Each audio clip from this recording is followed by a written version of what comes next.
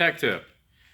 You're never perfect. Nobody ever is. So copper gasket gets messed up when head slides. Joy. Gotta love it.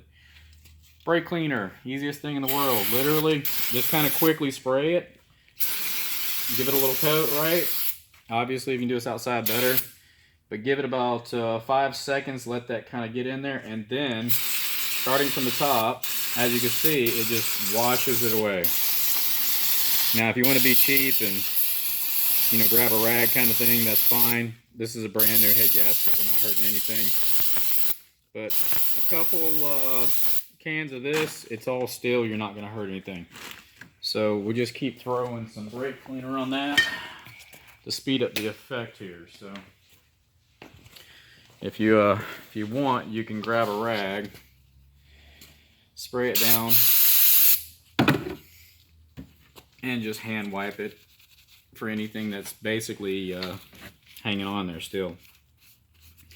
And just use gravity and in this case to get the fluid out. The best part about brake cleaner is it dries pretty quickly and will not actually leave any kind of residual stuff on the surface here. So just get those cleaned up. Better safe than sorry. You don't want to take any kind of chances that little bit of twist on there messes up the gasket seal. So not the greatest thing in the world here. So as I was saying, nobody's perfect. We all make mistakes.